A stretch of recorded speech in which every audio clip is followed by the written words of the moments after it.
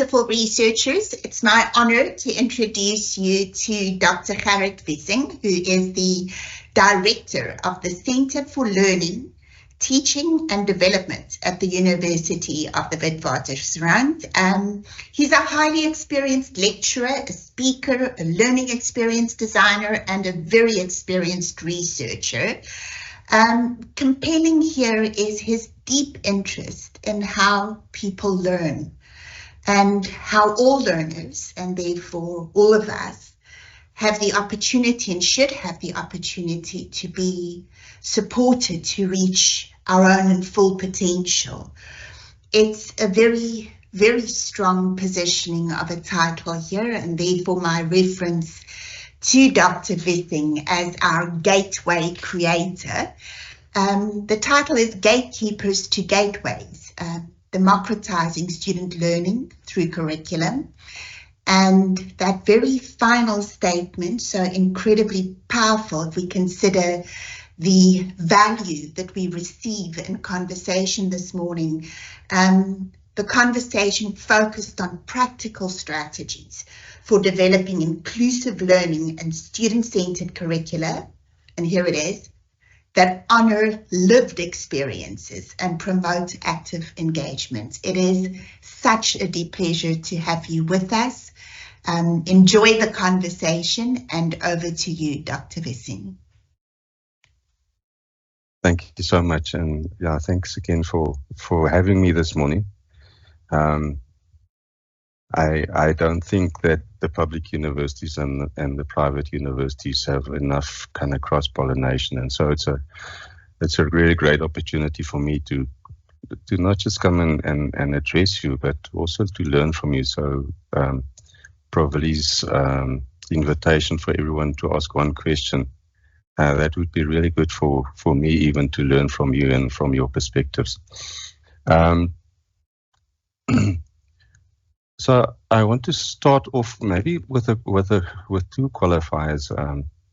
Introduction said I'm a researcher, so I'm not nearly a NRF rated research or anything, but I am a scholar, and so I take great pleasure in learning about learning from others and seeing how we can implement what others have already learned. I find often that in the research that I read, we see conceptual paper after conceptual paper published as research with no clear indication of how to move forward from concept to student learning experience. And so in my consideration, I wanted to kind of stray away from concept to implementation and to share some of my thinking about possible ways in which we can go about improving student learning experience towards achieving greater student success, whatever you use as a measurement for that success. And so a few opening comments perhaps about what I see in higher education, and specifically in public universities. I've been at 3 as a lecturer or as an instructional designer, and now as director of the center. And there are a few things that have been quite common around that experience that I think have been hindering us from moving towards really getting students into the learning experiences that they deserve. So the one thing we hear quite often is that lecturers will get up in class and they will talk for a while, and students won't do very well in the test. And if you ask the academic, but why do you speak for half an hour? Why do you speak for an hour? Why don't you adjust your approach to teaching, your classroom practices? They will often say, but this approach worked for me. And so many of our academics, the way in which they teach is informed by the way in which they were taught. And so they were taught by a lecturer reading from a textbook, and so it should be okay for his or her students to read from a textbook because it worked for me. And the reality, if you look at the throughput rate in higher education, since when I studied in 1981, I think was my first year, up to now, where I'm almost at the end of my career, that throughput rate has been hovering around 30%, 35% at the moment at Wits University. The throughput rate for undergraduate students, meaning students who finish in the shortest possible time, sits at 35%. And so at Wits, we take the very best of the very best, because we have that luxury. People want to study at Wits, and so we get really great applications, and we take the best of the best. And our undergrad throughput rate is sitting at 35%. And so anybody who says that it worked for me, that means you're one of the 35%. You're not one of the 65%. And so I think it's really important that we understand that what is going on in public higher education, if the throughput rate is 35%, there must be something wrong. One of the things I often see, and we had great hopes throughout COVID that we will move away to a different approach to learning and teaching, to a different way of accommodating our students, that we would be more online.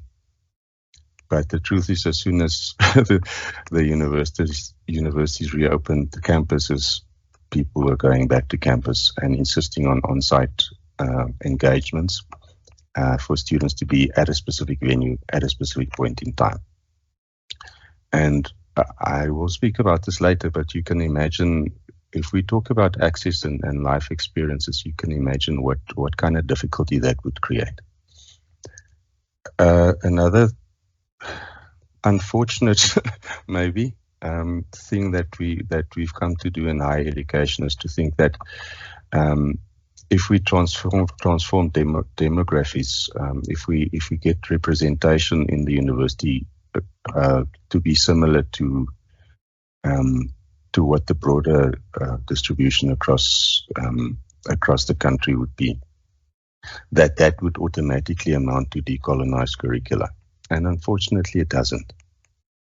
What we see often is, as the demography transforms, the new demography adopts the old coloniality. And so we have the same colonial practices, we have the same fixations on knowledge systems as we had before, because the assumption that transformation, demographic transformation specifically, that the assumption that is the same as decolonization. That's just simply not true. And finally, that a comment that I want to see that I think is so prevalent in all of the institutions that I've been at, is the idea that the textbook is the curriculum. And so those of you who've been involved in curriculation will know that there's a very, very, very, very stringent process to get a qualification on the PQM, to get it accredited by CHE, to get it registered. And so in doing so, you have to formulate exit level outcomes, for argument's sake, to align with level descriptors, which is what makes the higher education qualification sub-framework works. And so we get beautifully conceptualized curricula, which gets approved, gets registered, and once that curricula needs to be implemented, we fall back to a textbook. And so a lecturer will start prescribing a textbook and teaching from the textbook chapter by chapter. So often if you compare what's in the accredited curriculum, the approved curriculum, and what happens in the study guide and in the classroom, there's this disconnect where, obviously the textbook would not necessarily be aligned to the exit level outcomes of the approved learning program. And so in the end, something that was done beautifully and with deep thought loses its value because we drop back and we start teaching from a textbook, or we start teaching the same curriculum as we did last year, or as the person before us taught. And so it is really, really important going forward that we erase that disconnect, that there's an alignment from the approved learning program up to what the students actually learn, and it aligns to the way in which students are assessed as well. So some introductory thoughts, but then what should the curriculum do? And it should do many things, but I decided, we don't have a day, so I decided to focus on a few of them. Let me just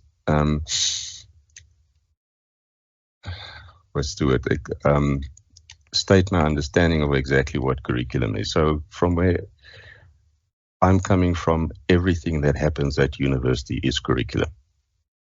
So that might be overt curriculum, it might be covert curriculum, it might be the formal learning program as approved by CHE, it might be co-curricular activities. But in the end, everything that happens at university in some other way forms curriculum.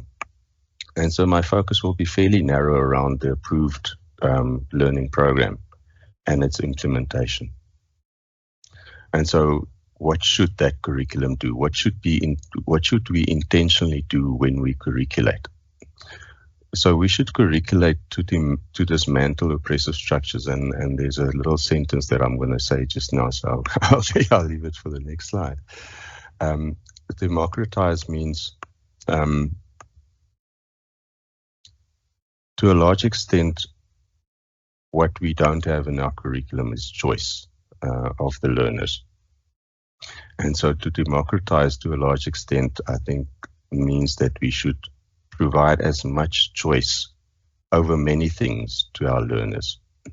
And the curriculum should include. And again, I'll expand on that in future slides. So let's look at some of the oppressive structures, but I want to focus on, I want to read the first sentence that I have on the screen. Just in terms of the language that we use when we engage with our environment. I often hear that we say that we empower people. And I want to say that we don't empower.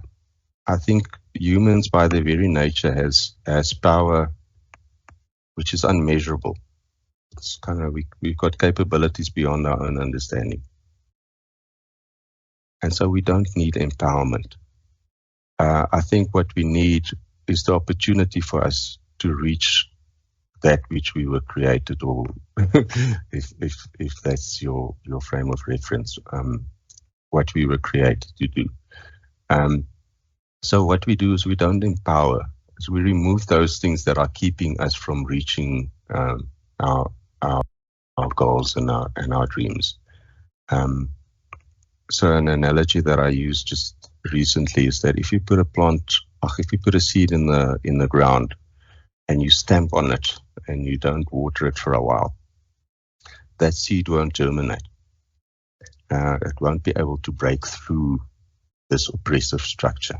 And so what we do to get the seed to grow is we break up the soil that is preventing it from breaking through, and we water the soil. And once we create the environment where it's healthy for the seed to germinate, it will do that which it was created to do.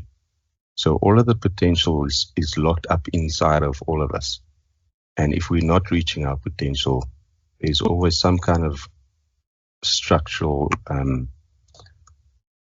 hindrance.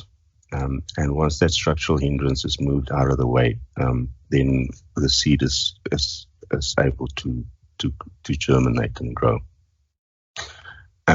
So one of the things that happens is in many universities, in fact, I think in probably all of the public universities, we've got English almost as a lingua franca. It's become difficult to provide the constitutionally mandated opportunity to learn in your own language for 11 different languages, 12 if we add signing.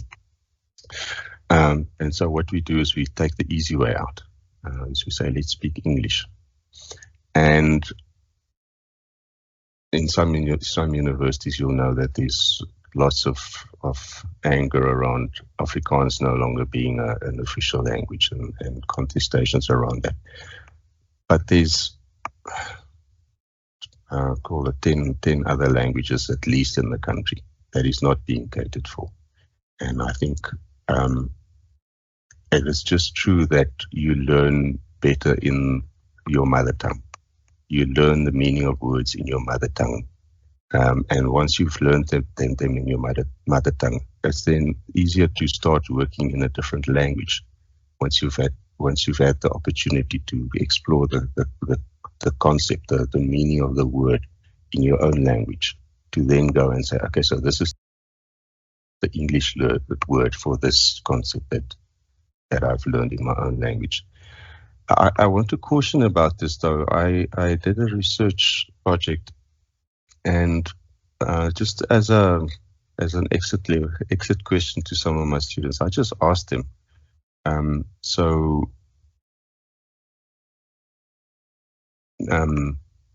If you could choose between reading content in your home language or in English, what would you prefer? And often the answer was that I would prefer to read the English text, because what happens often is that, especially in and around the cities, the language is kind of morphed away from the traditional language, and so the home language term is a term that is unfamiliar to speakers of the local, like Sepitoli. People don't understand the original word, and so they often find the English to be more accessible. So what I want to caution, or what I want to point out, is that people like B. Miller says that for you to make meaning of any piece of text in front of you, you need to be able to understand 95% of the words on that page. And so whenever you present text to your students, or even speak to your students, the language that you use, whether that be English, Afrikaans, isiXhosa, isiZulu, whatever, your students need to be able to understand at least 95% of the words that you speak for them to make meaning of the rest of that words. And so it's really important that we're careful about using language that is accessible, using language that is not too jargon laden, that is not too what's the word? Technical. We've got this thing that we do in academia, that we use language to obscure rather than to reveal. So I just want to caution that we focus on using accessible language. Eurocentric curricula, I don't want to delegitimize Eurocentric curricula. I just want to say that there's so much more to the world than the Eurocentric curricula. And I think we're losing out such a lot of I mentioned African epistemologies, but it's not just African, it's Indian, it's Chinese, there's such a lot of alternative epistemologies that we never explore, and so we lose out in the completeness of our knowledge systems. Economic inequalities, the high cost of education resources that exclude lower income students. Even at WITS, we have students sleeping in the library. They don't have place to sleep. At Tshwane University, at some stage, we saw students coming to the university with what they call a checkers, a plastic groceries bag, and everything that they have is in that bag, and they're now ready for university.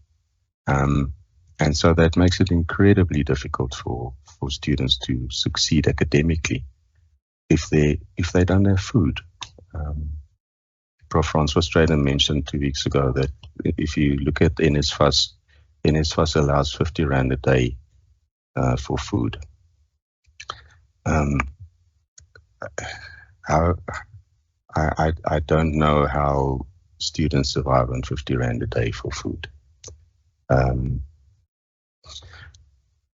I think that the potential to lower the cost of education is there. I don't think that will happen without technology. And so if you are resisting technology, you really need to ask carefully why that is, why we are not using the efficiencies that it can bring.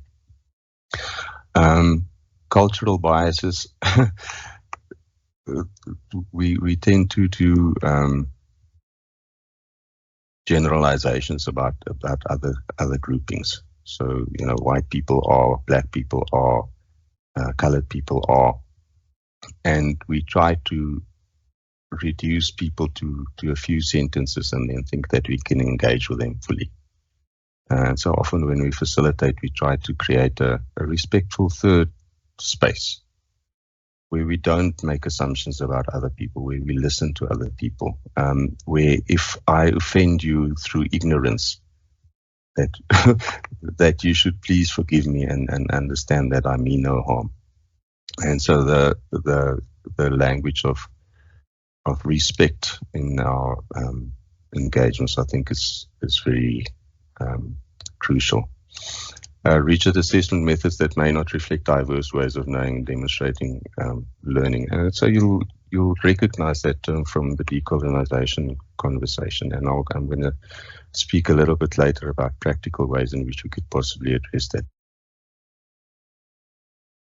Exclusionary admission policies, that may not be such an issue at the private universities. I'm not too sure. But so what happened at what happens in public universities is often the admission requirements are of such a nature that it selects the best academic performing students.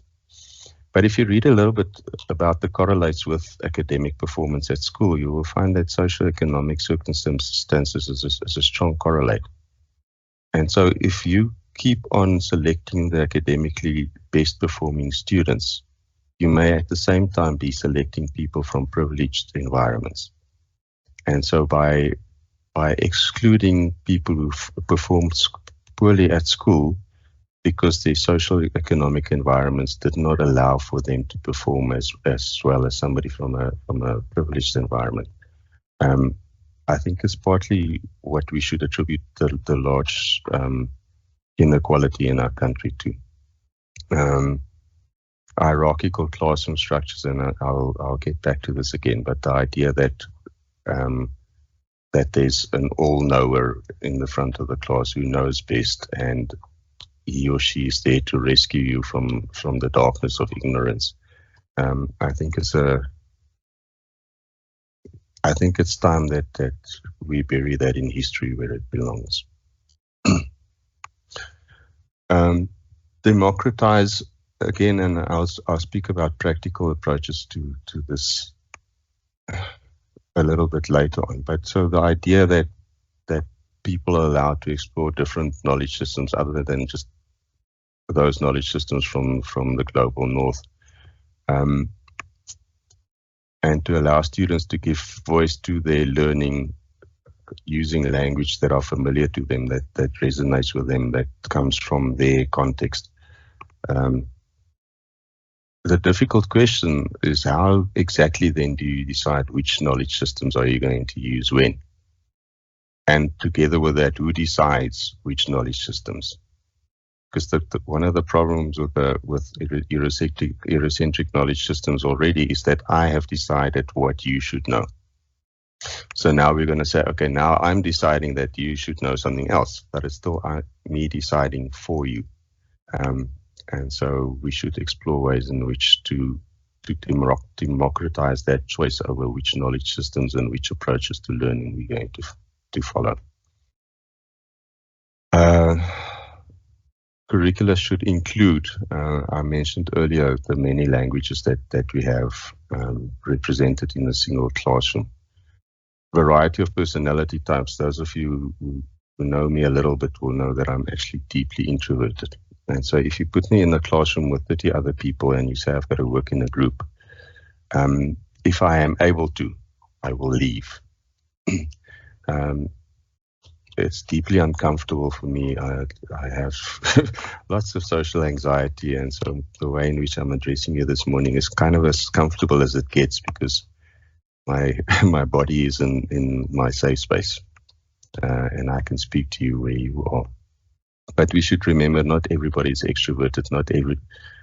An extrovert is not the default setting. You know, we often hear people saying, okay, so I will help you with a few different approaches for you to be less introverted. But you never hear that said about extroverts. And that's just one personality type. We've had people speak to us about their social anxieties and how learning online has helped them to cope with their social anxiety. So I'll keep on saying this one word: choice. Diverse life situations, and so to cater for every single life situation possible is not possible. We can sit down and make a list of things and think, okay, so we're going to accommodate for these types of life situations in our learning experiences, and the point is that we'll just never get to all of them. It's not possible. There are too many life situations. So to get to some practical solutions, what should the curriculum be that does what the curriculum should do? So curricula should be agentic, it should be personalized, should be co-imagined, learning-centered, learner or student-centered. So when we speak about agentic, and this is where I want to get to some practical thinking, which may be helpful in getting to the point where we accommodate and include. The notion of minimalist design, to design as little as possible, and to leave the rest for the learner to decide. So in my thinking, because we have to certify that learning that takes place at university, you have to set outcomes and you have to set assessment criteria, because that is the way that you kind of put a quantum on what it is that's going to be learned and how we will know that you have learned that. Beyond that, you may well want to design some learning activities as suggested learning pathways. So you can say, okay, you can attend the class and we're going to have some learning actions, interactions in the classroom, or we can have some online interactions, or different suggestions about how to go about achieving outcomes. But then always the door open to saying, but if you've got a different way in which you can achieve the outcome, that is what it's important, that you achieve the outcome. So you can learn in the way that you want to learn, provided that you achieve the outcome as measured with reference to assessment criteria. And then as universities, the university teachers, our role in that scenario is that we support students when they ask for it. And in technology, we build scaffolding in which can be accessed on demand as and when we need it. Thinking about assessment, and this is probably one of with the learning activities and more so with the assessment, where we open up space for different knowledge systems. So what an assessment really is an opportunity for a student to show with reference to the assessment criteria that he or she has achieved the outcomes. And so if you can achieve that outcomes using a specific knowledge system, then you should be allowed to use that knowledge system. So if you come from a specific cultural background and you've got your knowledge system unique to your cultural grouping, and you can achieve outcomes using references from that culture, at this point is where we can accommodate different learning, different knowledge systems. So a student should be allowed to reference the knowledge system of choice when showing that outcomes have been achieved. And so that's difficult in some environments, and we should understand that about university. We should never try to get a one-size-fits-all solution. So in some subjects, we typically have, like in accounting is my background, there's kind of an industry that requires you to be able to do some things when you get your degree. And so in some environments, there might not be lots of room for different knowledge systems, but in others, there might well be far more opportunities. And so in allowing students to plot their own learning pathways and to prove achievement of outcomes with reference to their knowledge system of choice, that is how we democratize, and that is how we decolonize. So there's no decolonize as one single solution. There's decolonization as a mindset, decolonization as allowing people to make their own choices about how to learn and how to achieve outcomes.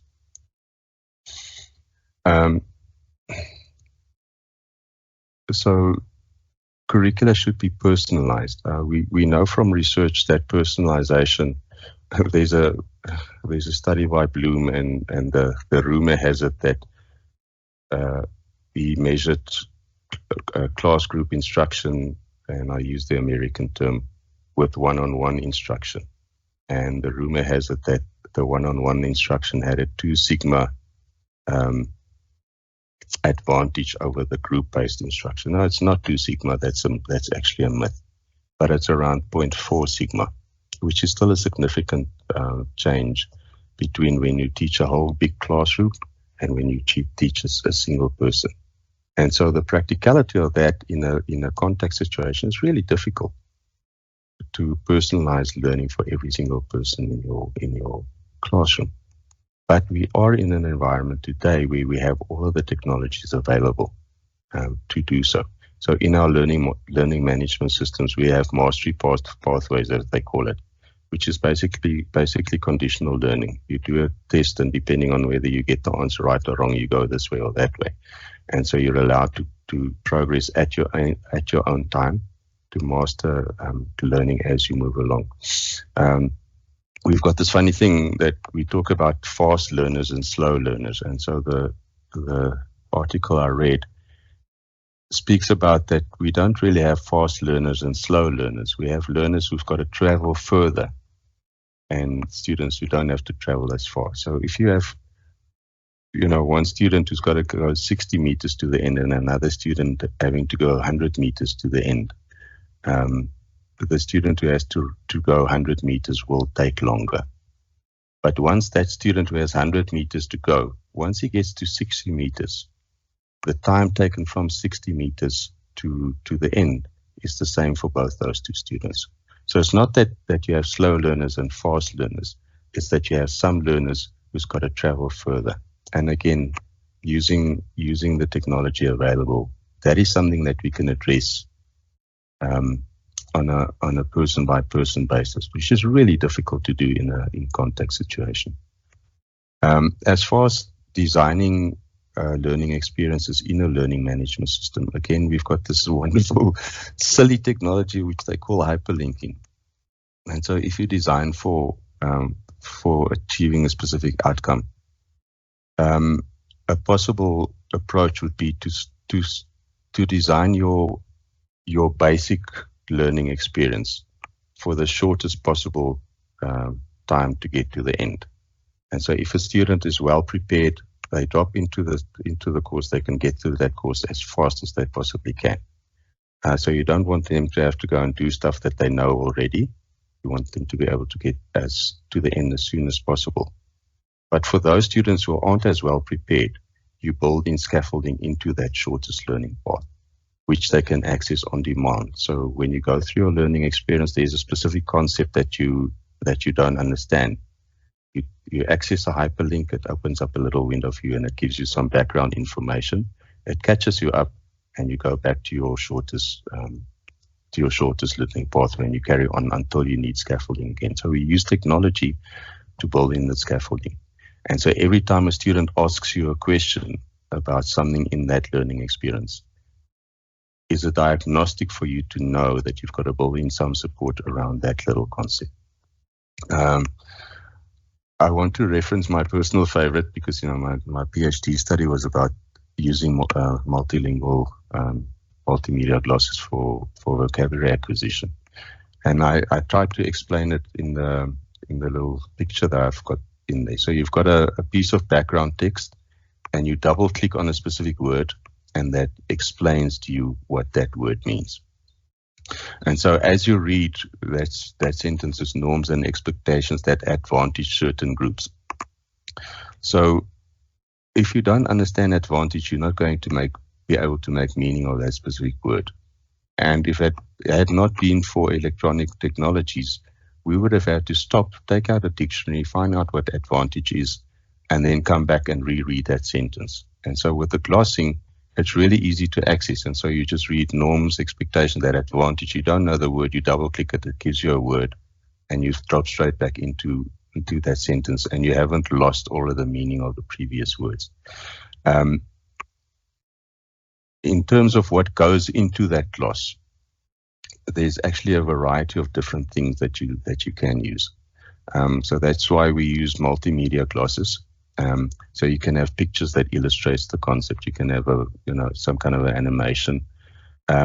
You can have, as they have here, an explanation, in this case in English, of the term. It's important when you have that explanation that the explanation is an accessible language. So if you've got a second language learner, don't use words that the student don't understand to explain the word that the student doesn't understand. So the gloss has to be an accessible language as well. And the latest thing that we've played with is actually to use large language models to populate this gloss. And so you wouldn't have to go and predefine every gloss. You would write a little algorithm that once you select the word advantage, it will go to the large language model, ask the large language model to give an explanation and to show a picture, whatever the case might be, and then to use that information to populate the gloss. And so we've got a kind of working model. It doesn't always work wonderful, but so that's something that we're exploring. And so that means if you have your learning experience for the students, every word on that page, possibly the student will be able to double click it and get an explanation of what that word is. And so every little pop-up gloss is a little bit of a micro learning unit about something in your broader lesson. It allows your student to go through the lesson where they need support, go out, use the technology to find an answer, come back and carry forward. And the next thing that is really looking like it's picking up is AI tutor bots. And so those of you might have read that, but in the last week, I think I read about a study where students who used a tutor bot learned more than twice as much in less time with more engagement, motivation, enjoyment, and growth mindset. And the AI tutoring also outperformed active learning. And so that technology already is available. And I think you should really be able to make a good argument for not using the technology that is available to help your students achieve learning outcomes.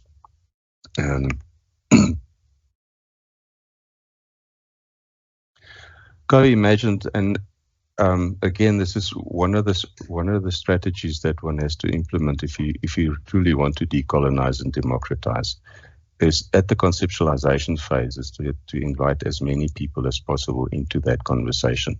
So academics, yes, but you as an academic shouldn't sit behind a desk and curriculate on your own. Many of us don't have industry experience, so how do you build into the curriculum what the industry wants if you haven't consulted? Professional bodies, community of civil and civil society organizations, they know what the needs in their environments are in the context of where your university is situated. And your students, you have to ask your students how they learn, what their learning preferences are, and give them some voice into the formulation of the curriculum that ultimately they are going to study for. Learning-centered, being learning-centered is about focusing on the process of learning. So rather than telling students, okay, this is what you need to learn, this is how you're going to learn it, and this is when we're going to test how you learn it, to rather focus on supporting the student in finding their own pathway through learning experiences and being autonomous in their studying, in drawing in different frames of reference into their process of learning. And so again, it's being learning-centered allows students to bring a whole lot more of their own context and their own motivation into the learning experience. Reflective practice, so we go and we have a learning experience, and then once we're done with that, we're not done with it. You then got to go just step back a little bit and think about what is it that we've learned? What does it mean for how I previously thought the world operated? So to have reflective practice as an integral part of your learning experiences helps the student with their metacognition and helps them to make deeper meaning of what it is that they've learned. Flexible and adaptive teaching informed by individual feedback. Again, that's something where people are starting to experiment with AI bots to give individualized feedbacks on the assessments. So it's difficult to do this on large groups on an individual basis. But using technology, there's more and more ways in which we can actually do that. Learner student-centeredness. So this focuses on the student situation, on the student as a person, and looks at how you can support the student in the process of learning. So importantly, you have to have your students taking ownership of their own learning. Learning is kind of an inward process, so you can't really force somebody to learn. They have to, in some other way, get to doing the hard work, to getting to engaging with the content that is required for them to learn. And so getting them to take ownership of that learning means they have got intrinsic motivation to learn. Personalized learning and individual learning paths I've spoken about a little bit.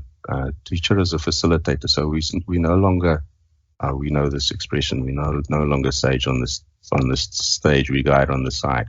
So we're available to support students as and when they need it. I'm just going to go a little bit faster. I see I'm running out of time.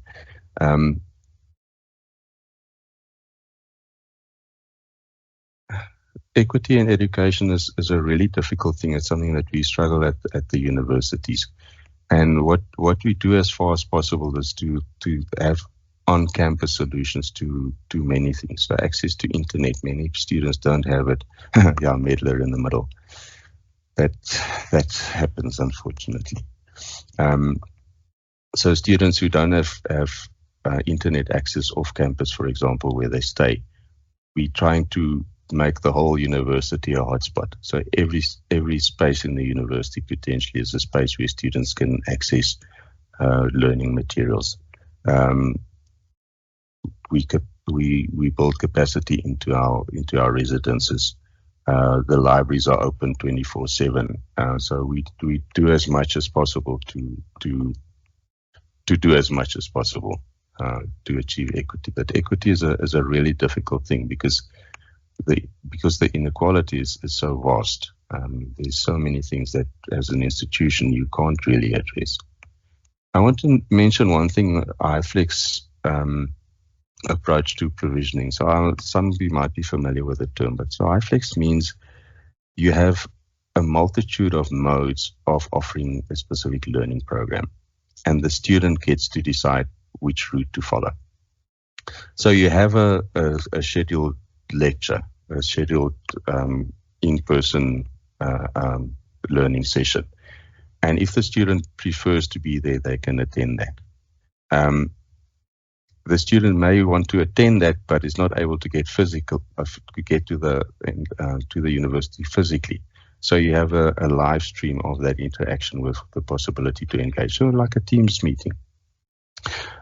In addition to that, we record the Teams meeting, and so when a student isn't able to get to that engagement at that time, they can access it later on. But then we also have paper-based, interactive paper-based learning experience. So students who can't access internet, can have interactive paper guide through which they work to get to achieving learning outcomes. We have technologies available, and we use the technology to create a rich learning environment for students. And so what the student does is, let's say 90% of the time they want to be in the classroom, but this one day they can't be in the classroom because the babysitter didn't pitch, or the car broke down, or I've got a dentist appointment. Then the student for that moment can choose another pathway which is comparable in its ability to guide the student towards achieving learning outcome. And so that's a really labor-intensive thing to get right the first time, to set up all of the different learning modalities that the student can access. But once you've done that, it allows students to fit their learning experience to their lived experience. And so instead of you saying you have to be at that point in time in that venue, we then have a whole lot of different options for the student to participate in the learning experience. So this is something that when I read, I try to formulate a theory of everything, and this is kind of my theory of everything, which is adopted from Mayer's cognitive theory of multimedia learning. And it basically just says how learning happens, how things are drawn into working memory, how you do the processing, how you engage with it deeper to get it into long-term memory. But the important thing is to see the interaction between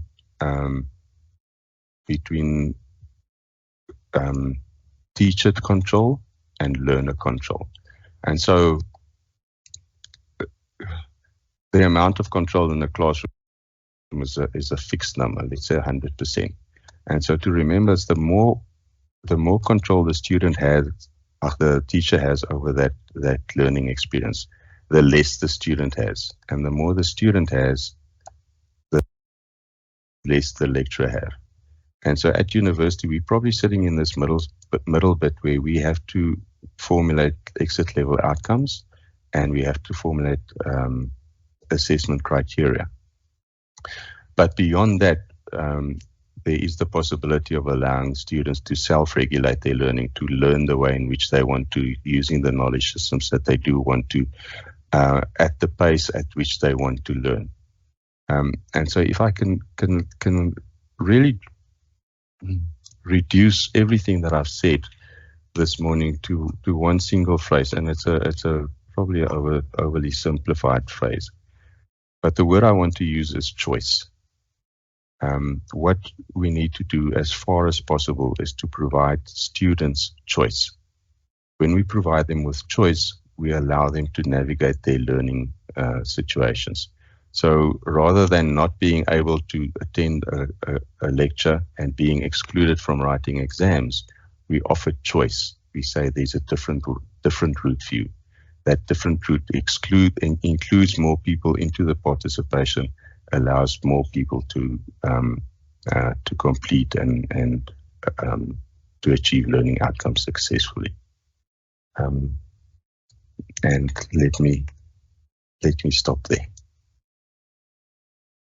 So I said in conclusion, diminish control through teacher-made curriculum. So as much as possible, control over curriculum in the student's hand. Increase student voice and choice in curriculum. They have to be participants in their own learning. You won't get it right the first time. So do it as well as possible. Design your curriculum as well as possible. Implement it and then review and review and review. And every time that you find an issue, make your curriculum better. Curriculums aren't written, they are rewritten. Thank you. Dr. Vissing, thank you so much for a highly reflective space as we start out on this journey, and a powerful positioning of the participant and the beauty of that single word, choice. And whether you are, I can imagine, a higher certificate student or a candidate undertaking a PhD, that sense of a self-regulated environment in which your voice really determines the learning pathway, equally true. Beautiful expressions. Carl had a lovely metaphorical moment there, or a middler in the middle. I don't know whether you're able to follow our chat stream at this space. Question from Dr. Ria van Zyl, but beautiful affirmations when you do have a moment. Please do go and have a look at them. Ria, please share your voice. It'd be so good to just hear you speak. Morning, everybody. Yeah, I'm just looking at this alignment that is very much in line with our thinking, where we look at co-design of curricula, but everything stops at assessment. It's as if there's often a wall. So I ask, if we do look at this space of decolonized education, are we really starting to look at assessment? Thank you for raising that, Ria. So I know that I'm often not in the majority when I say that, and I wonder why. But the purpose of university is not assessment. The purpose of university is to learn, and many things, but to learn. And assessment is a mechanism that we use to be able to certify learning. So if you think about what happens in informal learning, you still learn, but you can't get a certificate to show that you've learned it. And so that's what assessment is trying to do for potential employers, to say, this person, we have assessed him and he has achieved these outcomes. But that should almost be a formality that looks at what students has learned, and we do the assessment to establish the amount of learning that a person has done, rather than making the assessment a learning experience. So by the time that you get to assessment, the learning experience must be complete. The students must have learned what they should have learned, and the assessment should really be a formality. And so using different knowledge systems to demonstrate how they have built that knowledge system into their understanding towards achieving their outcome is basically just, it's a documentation of learning. It's not a purpose on its own. And we get that wrong. In higher education, we focus on assessment. And when we talk about large language models, we talk about the threat that it poses to assessment. But there's no threat to assessment if the students have learned what they should have learned by the time that the assessment comes along. And so we should really decenter assessment as almost as the purpose of higher education. I see, how do we break away from standardization? I want to make a comment that I have made recently as well, as we often say that the university should break away from standardization, but we are the university. So the university does what we make it do. And so if we want to break away from assessment, we have to break away from assessment. The university, the university is not going to do it. We as individuals, individual academic leadership, must create the space in our policies and in our application of those policies to break away from standardization. I do see there's a hand up. Please go ahead, Reza. Thank you so much. You mentioned during your presentation, you referred to a survey that been done on asking the students about their preferred language, and you mentioned that they are preferring learning material in English. So I wonder if is it because they are under this this understanding, or like this realization rather, that it's already too late. So I am, it's been too long now.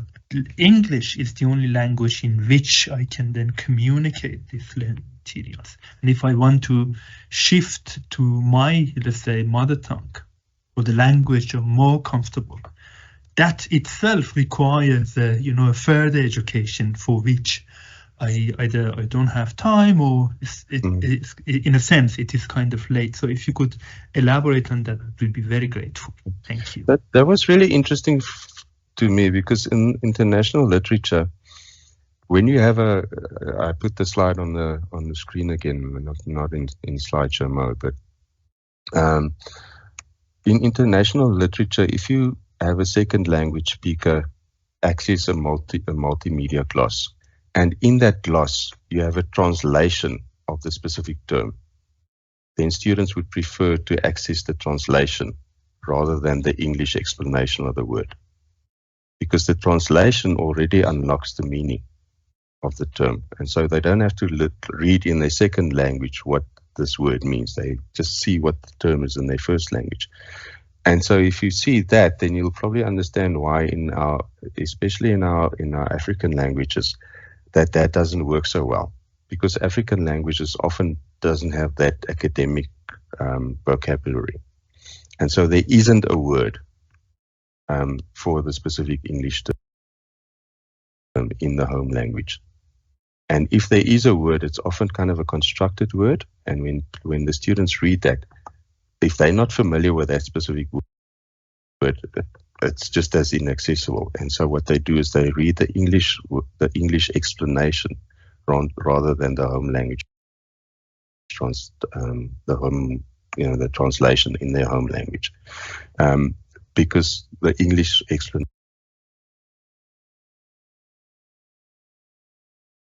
is for them, given their specific context, for them that is more accessible. And so they prefer to read the English explanation, which is why I say if you do have an English explanation in there, make sure that you use very accessible language. Use simple terms to explain rather than difficult terms. So the tool that I explained that I show on the screen is actually not a good tool, because it kind of rephrases using the same difficult language. And so it's not all that helpful for second language, because in South Africa, the South African context is really different from other situations. Thanks. Thank you so much. Thank you so much. And there's a beautiful moment in the chat stream as well, reaching out to you to say, often it's those comfortable, informal spaces in which we are able to learn, perhaps also a touch point there with the introvert, but definitely a desire to reach out and to continue the conversation, exactly what this is about. And with your blessing as well, Dr. Vissing, I'm sure we can reach out to explore how we can extend these thoughts into our own environments and make them practical in so many ways. But certainly also in the sharing of your theory of everything, we are deeply grateful. Thank you so much. Have a beautiful Monday. We hope to meet up with you again in future, to invite you back to our community.